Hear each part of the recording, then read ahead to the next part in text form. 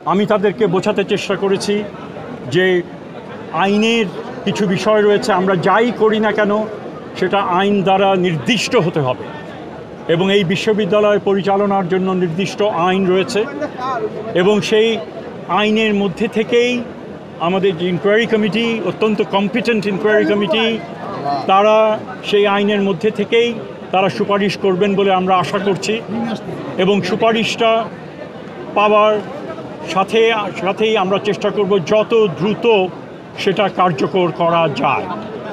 এখানে আমাদের দিক থেকে তাদের দিক থেকে একটা সন্দেহ প্রকাশ করা হয়েছিল, যেটা আমার মনে হয়েছে যে বিভিন্ন সময় তো ইনকোয়ারি কমিটি হয়, এসে বলেন তারা করবেন, পরবর্তীকালে রিপোর্টও পাওয়া যায় না, কার্যকর ভূমিকা তো দূরের কথা।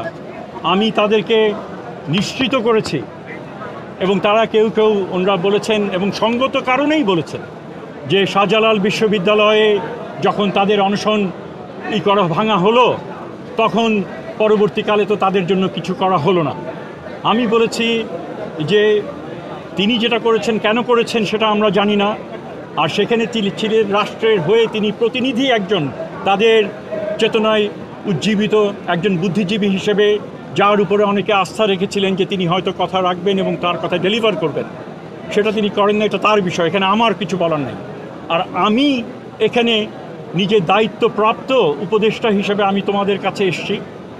আমি তোমাদেরকে বলতে পারি যে সিদ্ধান্ত হবে, যে রিকমেন্ডেশন হবে, সেটা আমরা বিবেচনা করে যে সিদ্ধান্ত আমরা নেব সেটা অতি দ্রুত সেই সিদ্ধান্ত আমরা বাস্তবায়ন করব এবং আমি এটাও তাদের সাথে একমত হয়েছি যে তোমাদের এই যে একটা সন্দেহ, এটা অত্যন্ত বাস্তব ভিত্তিক সন্দেহ, কিন্তু আমি কি দাবি করব তার উপরে না, আমার কাজ দেখে তোমরা তখন জাজ করো যে ওই প্রতিশ্রুতি আর এই প্রতিশ্রুতির মধ্যে কোনো পার্থক্য হবে কি না।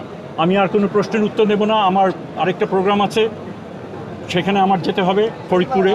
কাজেই আশা করি আপনাদেরকে আমি বোঝাতে পেরেছি এবং এখন আমরা মোটামুটিভাবে শেষ করছি। সিদ্ধান্তটা কি হলো, ওরা কি জানালো, আপনি যেটা বলেছেন তার পরিপ্রেক্ষিতে ওরা কি জানালো? তাহলে না, ওরা মোটামুটিভাবে আমি তাদেরকে জিজ্ঞেস করে আমার ধারণা আমি কিছুটা হলেও তাদের আস্থা অর্জন করতে সক্ষম হয়েছি, কিন্তু এই দাবিটা আমার মুখ থেকে বেশি হচ্ছে।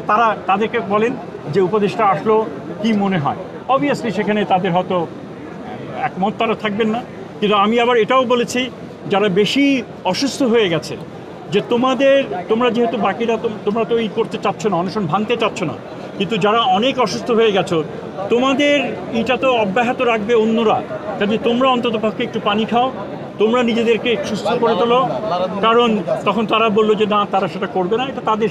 আমার দিক থেকে পিতা হিসেবে, অভিভাবক হিসেবে আমার যতটুকু বলার আমি বলেছি।